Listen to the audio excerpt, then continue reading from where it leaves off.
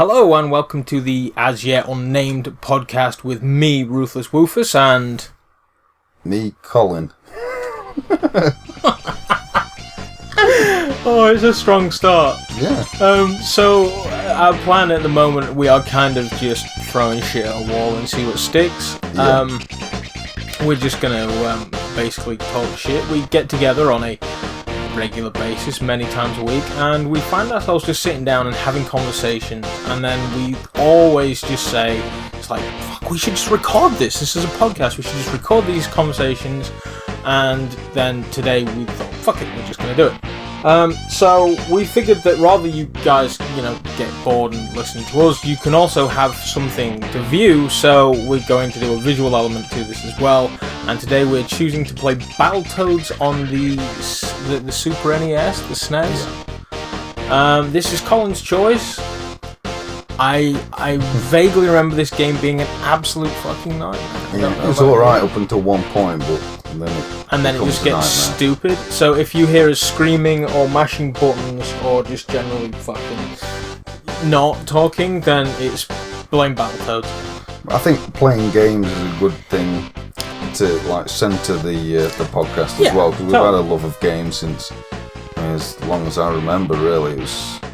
My first experience was probably at a NES it was probably an Atari round at my cousin's house, and I properly fell in love the first time I saw Super Mario, which was on Atari.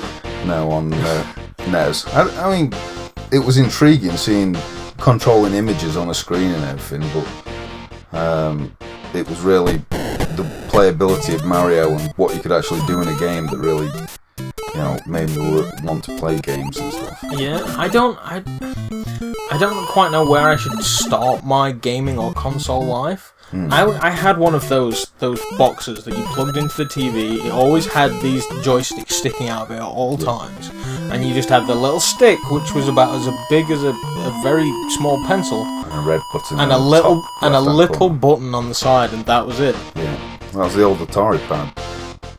Things it wasn't called. I think it was like a knockoff because we were kind of poor. Possibly. And it just had like 4 games or something. It's literally sticks and balls. I am that old.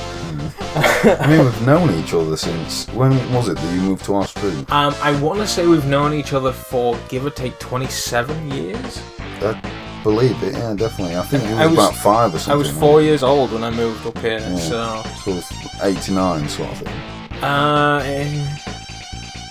87? 87. Yeah, 87.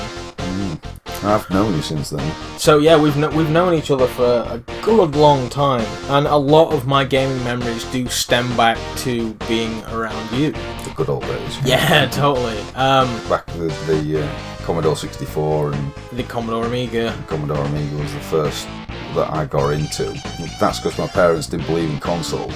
Plus, my dad was a miner, and they tend to rob stuff all the time, so right, I got plenty of free games and whatnot. Yeah. Never a shortage of games to play. Did you ever play my NES? I can remember going around to your house and you showing me, but by that time I think it was into it was long dead. Yeah. I do remember going around to Frelly's and playing his NES. Yeah. Playing Double Dragon on there. Yeah, that's all I remember from the NES, being around at Frelly's, was Double Dragon and Mario. Yeah. I think Duck Hunt. I think there's always kind of been like an element of PC Master Race to me long before all of that, because I mean, I can't remember the timeline as to when they all sort of fit in, but I vaguely remember just being like, I don't need a NES, I've got a Commodore 64. So the NES was essentially my brother's, but then it never, like, he dabbled, but then it always ended up coming into my hands. Yeah. So I kind of saw the superiority in the consoles. The playability of the games was there, whereas with the Commodore 64, I don't know about you, but when I was playing it, they were really hard games to get into. You'd never get past the first level or anything like that. You'd really struggle. dizzies and stuff like that. Yeah, the dizzies were insane. Yeah, like it wasn't just one life. You had one hit, yeah, and that hit could come from anything, even just slightly mistiming a jump. It was evil. It was an absolutely evil game. And the thing is, I vaguely remember playing that and actually getting to a point where it was just like, we've been playing this game for like 20 minutes now. We haven't died, and we've done 4 things. Yeah. But so that was an exception to the rule, I think. What about Wonder Boy? I have vivid memories of playing Wonder Boy to completion. And I wouldn't have completed it, I don't think. You did. You finished it before me. You inspired me to finish Wonder Boy. Not that I remember. So I was just like, damn it, he's finished Wonder Boy and I haven't done it. No, not that I remember. But and then you had Blues Brothers on the Amiga. Yeah. And I really like. Yeah, it was one of those things where it's just like, I really like the movie, the Blues Brothers, and this game has got really great. Well, it didn't have great looking graphics, but at the time it's just like, it looks really great. You can see that he's got a face and he's got glasses and more face. And that was impressive back then. Plus the soundtrack was... Oh yeah, because we absolutely dug the soundtrack to the movie. It sounds pretty basic if you listen back to it now, but... Oh yeah, definitely. It still resembles the classic Blues Brothers movie. So. The thing is, I remember falling in love with the Blues Brothers on your Amiga. And I didn't have an Amiga at the time. You had the 500 and I eventually got the 6. Yeah. And then one day I saw a magazine... God knows which magazine it was, but it came with a demo tape on the front, and on that demo tape was the full game of the Blues Brothers, and I was just like, really? Yes, I must buy this magazine. I bought the magazine, and I mean, if you never really saw any of the old PC demos, but the demo disc, they put that in, and there's like a number of demos on the... You individually download them and whatnot. And they have to individually install the game. Except at this point, I'm running it from a tape. So in order to get to the demo, like I had a little sticker on the tape, and it just had numbers, and that was exactly where I had to fast forward the tape to load the Blues Brothers demo. And that was Commodore 64 demo. That was a C64 demo. Yeah. And the thing is, in my head, I've got the wow, face glasses, face! And then I load it up on the C64, and it is literally like 4 colours. And then stuff that has got colour has got like a block of that colour, and then the stuff that didn't have colour, it was just black. Yeah. And I still played that game to death because of the Amiga version. Really? I don't think it'd have put me off at that point. It was painfully hard to play, and the soundtrack wasn't even there. So I was just like, it's the Blues Brothers though, so I must play it. I can play it too. It must be like what people were like. I can't think of a great example, but it was just like, I don't know, Microsoft gets a Sony game or something. And everyone's just like, yeah, well, now we can play Metal Gear. I was like that. I was just like, I can play Blues Brothers, but it's nowhere near as good as that one, but I can play it. You still had the novelty of being able to play the pop too. Or getting Mortal Kombat on the SNES. Yeah. Do you remember that? That was so bad. It was better graphics than what the Mega Drive had, but it just didn't have It just didn't work at all. Yeah.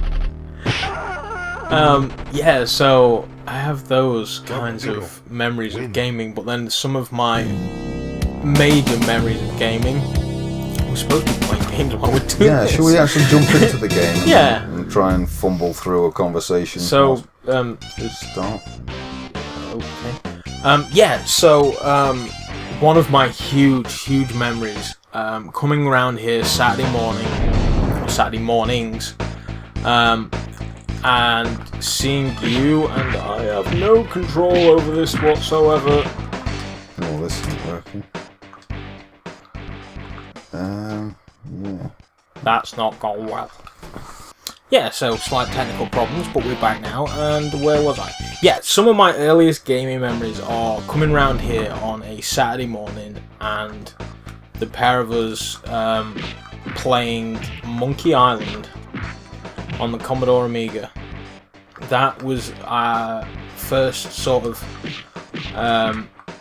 venture into the point-and-click world and playing games where we had a real sense of accomplishment on a regular basis. Like, you would be sat there and you'd think, oh, what happens if I make this completely strange and out-of-the-way object with something that it totally shouldn't be mixed with?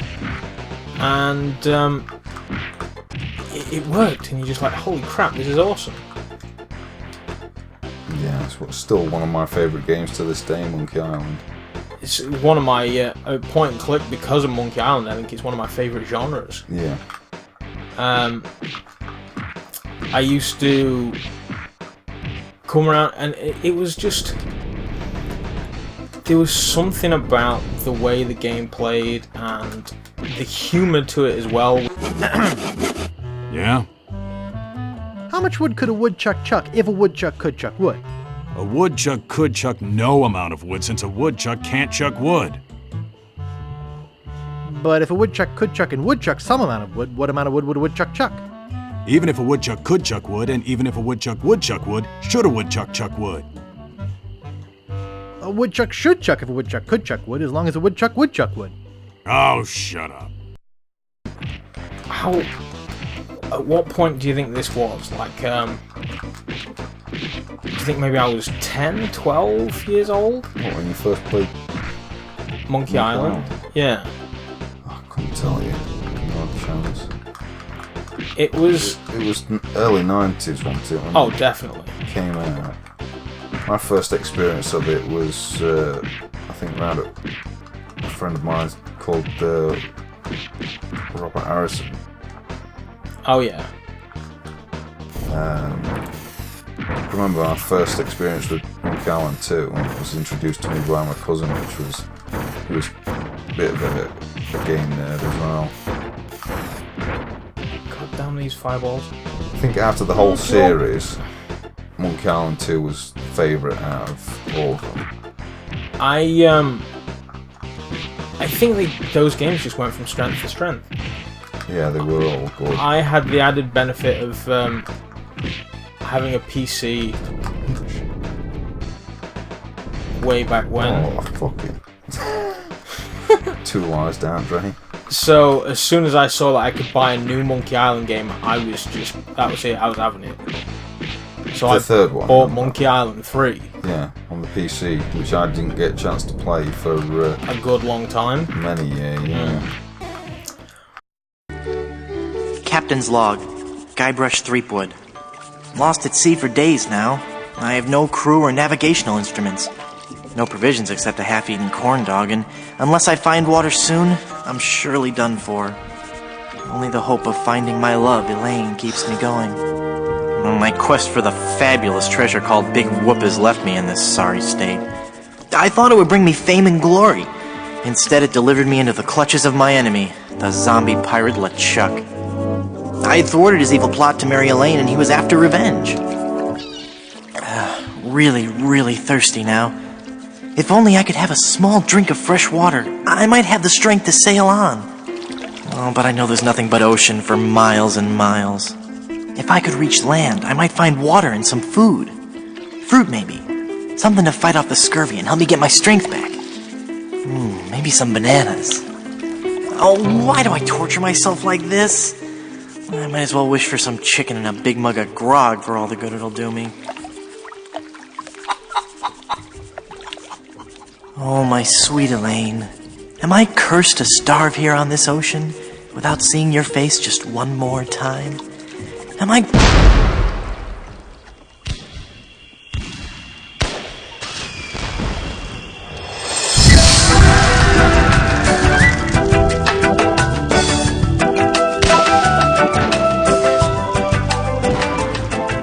Well, buying and playing Monkey Island 3, I think I added, once again, back to the demo disc, I had a demo of the first section where you're on the ship and you have to fire the cannon, blah blah blah, and I was just like, this is amazing, I need to own this game. The problem is, I'm also a tween and poor, so I couldn't actually afford to go out and buy a game for a console that I didn't even know if it would play it. So I eventually bought Monkey Island 3, and just the hand-drawn graphics and the gameplay, the storyline, it was all still there. Why can we not kill this fat frog? Seems to be invincible. Oh, he's gone. Everything was all still there. It was just amazing to me, and I couldn't for the life of me sort of talk you into you know, coming round and spending those mornings like we used to, playing Monkey Island 3, because A, the PC was in the middle of my living room, and you were immensely afraid of my parents for many, many years, due to another incident that we may get into one day. Yeah, so you were deathly afraid of my parents, so you wouldn't come round and play Monkey Island 3, and I was always just like, oh, we could have those moments back, we could do this, and you just wouldn't come and play it. Yeah. But I think Monkey Island 3 was one of my favourite, my favourite Monkey Island. Yeah, definitely. As I say, everything, the 8-bit sort of graphics and everything certainly had a charm to them. But the graphical upgrade of Monkey Island 3 really made the game for me. Yeah, I can remember you mentioning it at the time. I didn't really get PC until 4 years ago. No. That takes an entire life? What does? Falling off? Yeah. Oh my god. I'd rather just get burned. I remember being better at this than... Oh, thanks for that. That's my 0 life. Oh, same here. Well, I guess we continue. Where do we continue from? Probably the... Oh no, it's not too far back. I wonder how many continues you get. I get the feeling we're going to find out soon. Yeah, you didn't get a PC until very late on in life, really. Yeah, and as far as gaming PC, that's... Yeah. Until very recently. I think your PC just managed to play the Telltale versions of Monkey Island, didn't it? Yeah, the point and clicks. What the actual fuck? Wait, so I was still alive last time? Yeah. Oh god. Where was I? Don't know. I have no idea either. That frickin'... I'm glad I can't hear that bird, because the sound of his... wherever his voice would possibly even remotely come across as would drive me insane. I remember the keyboard, I think. Tap, tap. The keyboard? Yeah, when he's... Oh, right, yeah, the audio. Screen. Yeah.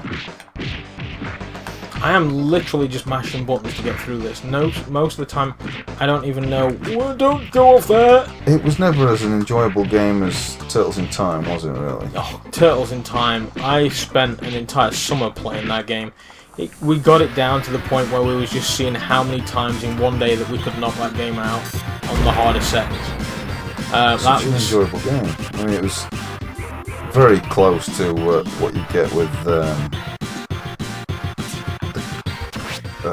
the arcade, which I was a massive fan of the Turtles arcade. Apparently there was an actual Turtles in Time arcade, but I never actually played that.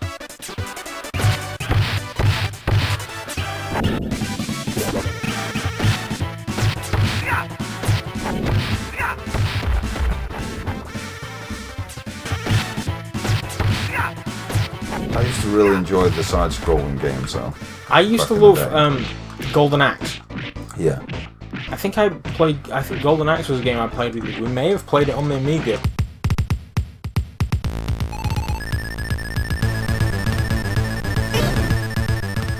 Yeah, I think it would have been Amiga.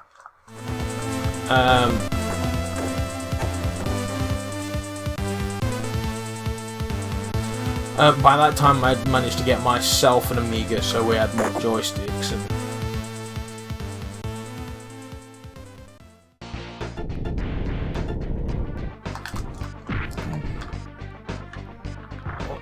what's his pan? Ah, he's vulnerable when he's on his ass.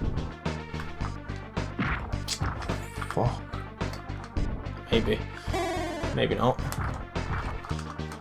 Yes.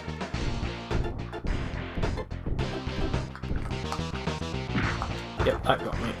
Get up, you flat toad.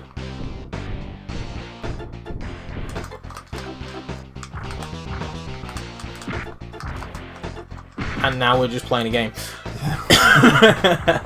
There was a very real danger it was going to happen. Big boss. Oh, oh shit. where was the conversation? You'd got a PC. Yeah. How do you feel about games at the minute? Me? Yeah. I love games. Don't ever seem to play them. No. I feel as if I'm in a bit of a lull stage. I've done it in the past. I think during the PlayStation 2 point in time. I didn't really play much then. They just went to the games that really stood out, like the Silent Hill 2 and that game was so good. God of Wars and stuff like that. The really standout games for the PlayStation 2, but generally I didn't play much at all.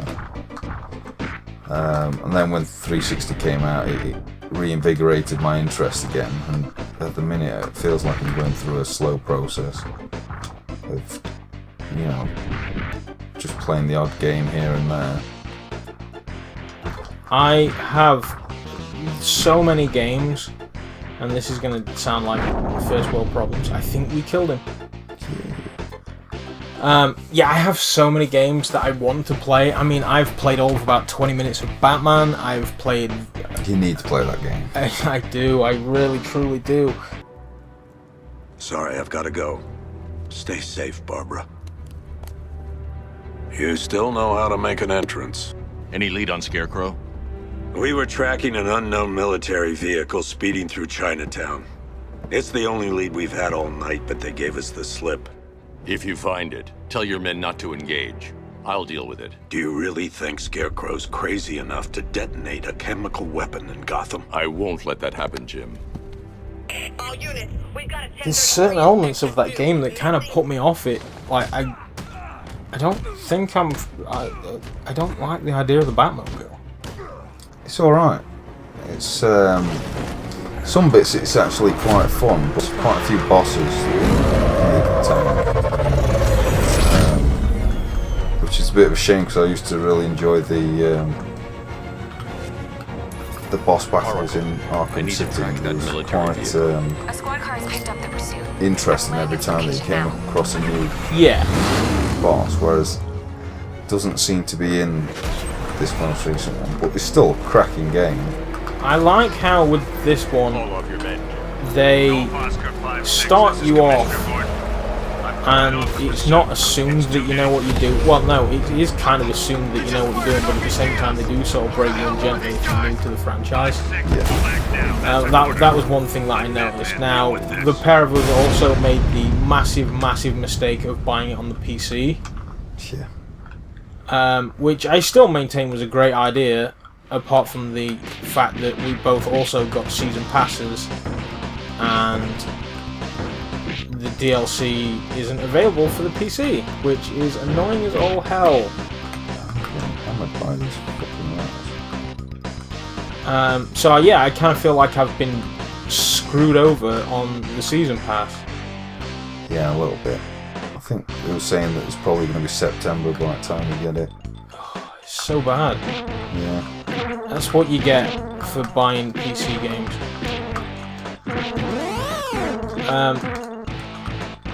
Got life back.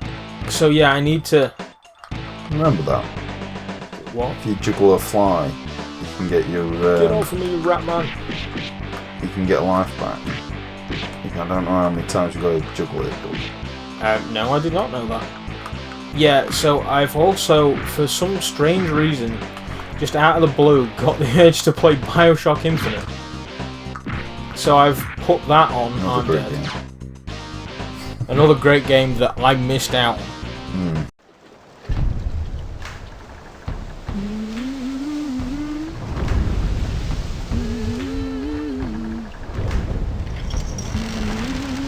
Bring us the girl and wipe away the debt. That was the deal. The details elude me now. But the details wouldn't change a goddamn thing.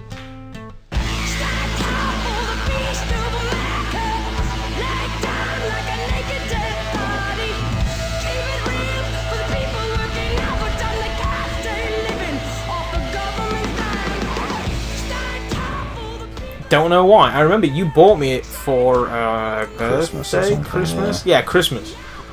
And I was just like, great, I've got this game. I wanted to play this game, and then never actually played the game.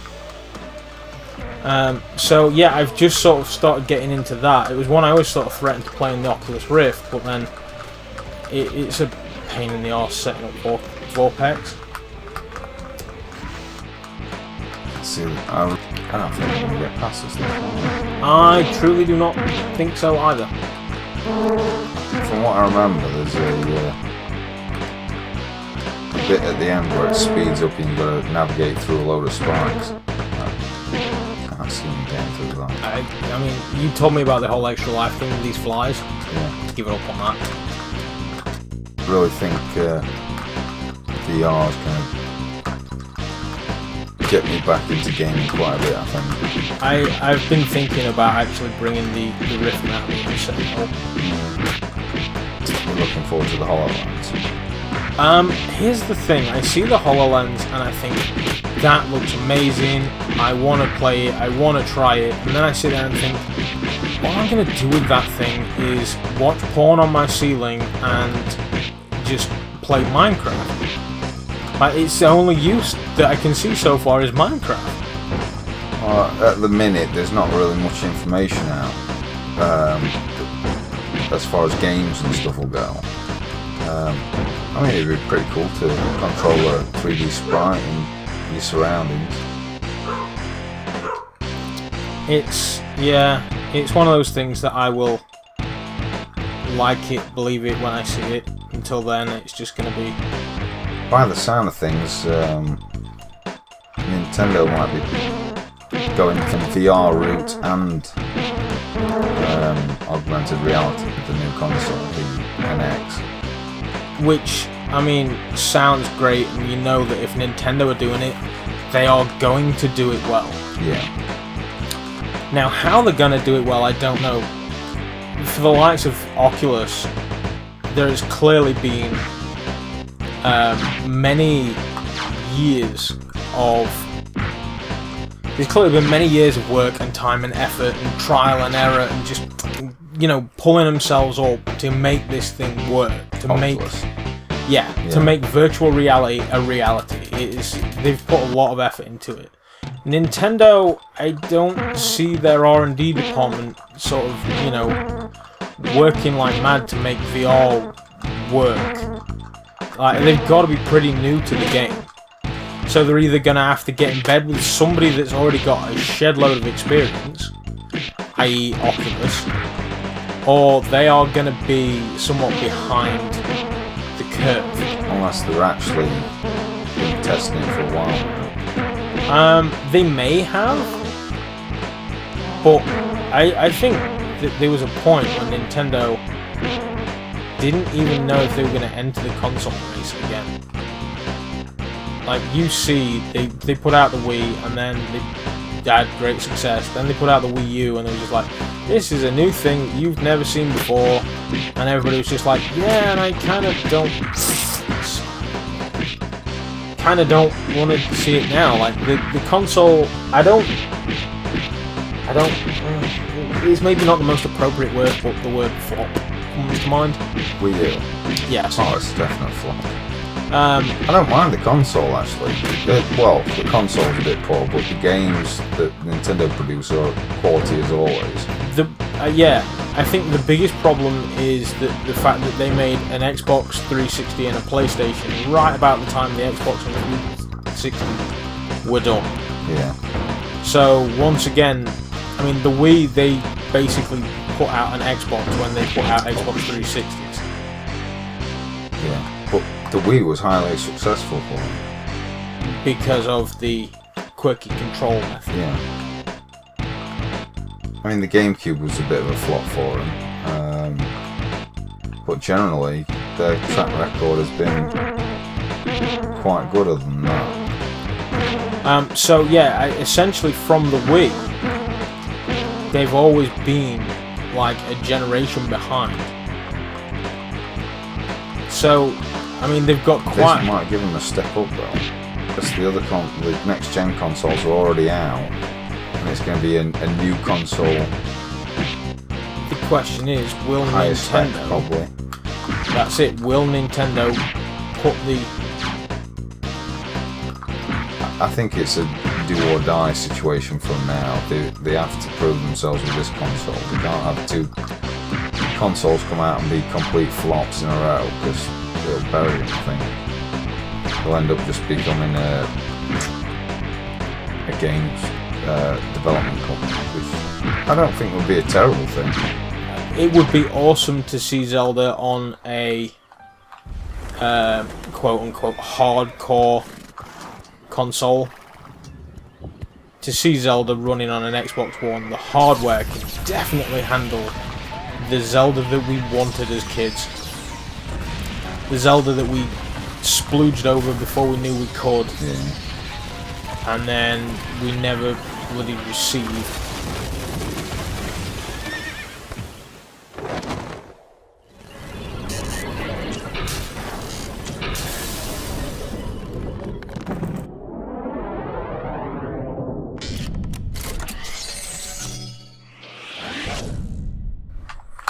Shit, this is the wrong time to get hit. Oh god. Oh frick! Damn it.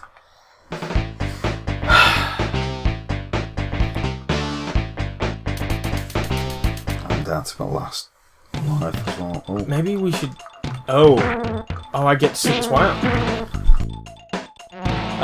But also, I mean, one of the things we didn't even touch on this. You and I massively bonded over Nintendo. Yeah. Like, there was one we big time Nintendo fanboys. It took us a long time to finally adapt to a PlayStation, because we're just like, we've got an N64. That's all we need. Look at Rogue Squadron and tell me you can do that on a PlayStation. Luke, I think we've got a problem. And you couldn't do that on a PlayStation. Yeah, they were better games all in general on the N64, I think. I mean, there was games that you was sad never made it to the N64, like Resident Evil and Silent Hill and things like that. More grown-up games. But the quality of games, I mean, they're faultless. The thing is, I mean, for every Silent Hill, you got Mario Kart. You got Mario Party, you got the amount of time we put into GoldenEye and Mario Kart alone validate the purchase of an N64 alone. And we also played some crazy ass games too. I remember on the SNES we had a multi-tap and we would play Bomberman relentlessly. Yeah. It was another one of those games that was just like, the graphics are awesome, and then we could gameplay was play amazing. together, yeah. Have 3 or 4 players. Properly epic moments. It was just awesome for us. So then, for the fact that a console comes out with 4 ports built in, is a big thing. Yeah, rarely did that console have less than 4 pads plugged into it. There was always somebody that we would rope into playing I suppose it was, yeah. one of the other pads for us. Yeah. I mean, GoldenEye, we could bore people to tears with the competitiveness we had on GoldenEye. It was just like, one hit kill, and just pistols, and just... We could play that forever. Like, that was our Counter-Strike for us. And then Mario Kart, it got to the point we were trading cartridges. Yeah, with times. Just setting time trials and just being like, right, I've beat your fastest time, now you go beat that and I'll beat the ones you set for me on my cartridge. We really just got nuts over that, and that was a golden age of gaming for me.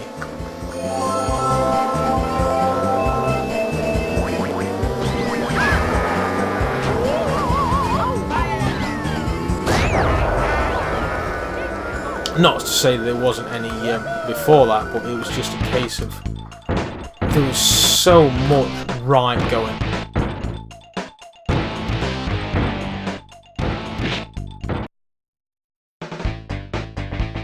Well, this game's fucking pounded us into the ground. I was kind of expecting to Maybe at least get to the jet skis. Yeah. But we are failing miserably. Maybe we just cheat like fuck. Do we go at it again? You want to try a different game? I think I kind of want to stop. I think we've been going for a while. Yeah. Games were always more difficult back in the day, but I mean, this is a particularly punishing game, I think. So that has been the test run of the currently unnamed podcast.